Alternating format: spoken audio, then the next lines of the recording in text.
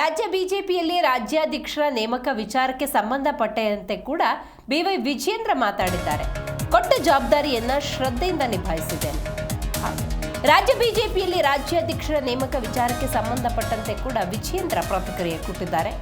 ನನಗೆ ಕೊಟ್ಟಂತಹ ಜವಾಬ್ದಾರಿಯನ್ನ ಶ್ರದ್ಧೆಯಿಂದ ನಿಭಾಯಿಸಿದ್ದೇನೆ, ಮುಂದಿನದ್ದು ಹೈಕಮಾಂಡ್ ತೀರ್ಮಾನ ಅಂತ ಹೇಳಿದ್ದಾರೆ.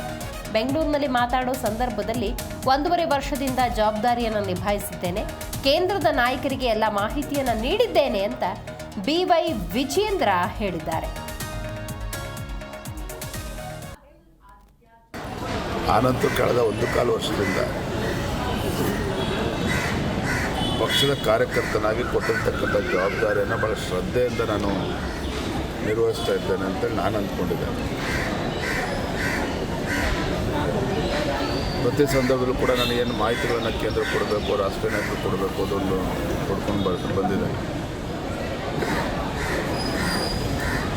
ಹಾಗಾಗಿ ನೋಡೋಣ, ಯಾಕಂದರೆ ಪಕ್ಷ ನಮ್ಮದೊಂದು ರಾಷ್ಟ್ರೀಯ ಪಕ್ಷ, ಎಲ್ಲ ಜಿಲ್ಲೆಯ ಅಧ್ಯಕ್ಷರುಗಳು ಅವರೆಲ್ಲ ಅಭಿಪ್ರಾಯ ಪಡೆದುಕೊಂಡು, ಪಕ್ಷದ ಮುಖಂಡರನ್ನ ಅಭಿಪ್ರಾಯ ಪಡೆದುಕೊಂಡು ಅಂತಿಮವಾಗಿ ಏನಾಗಬೇಕು, ಯಾರನ್ನು ಮಾಡಿದ್ರು ಒಳ್ಳೆಯದಾಗುತ್ತೆ, ಅಂತಿಮ ತೀರ್ಮಾನ ಸದ್ಯದ ಆಗುತ್ತೆ ಅನ್ನೋ ವಿಷಯ. ಸರ್, ಈಶ್ವರಪ್ಪ ಅವರು ಆನಂತರ ಕಳೆದ 1.25 ವರ್ಷದಿಂದ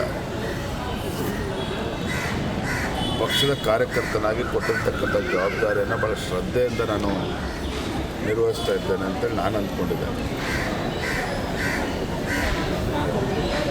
ಪ್ರತಿ ಸಂದರ್ಭದಲ್ಲೂ ಕೂಡ ನಾನು ಏನು ಮಾಹಿತಿಗಳನ್ನು ಕೇಂದ್ರ ಕೊಡಬೇಕು, ರಾಷ್ಟ್ರೀಯ ನಾಯಕರು ಕೊಡಬೇಕು, ಅದೊಂದು ಕೊಡ್ಕೊಂಡು ಬಂದಿದೆ.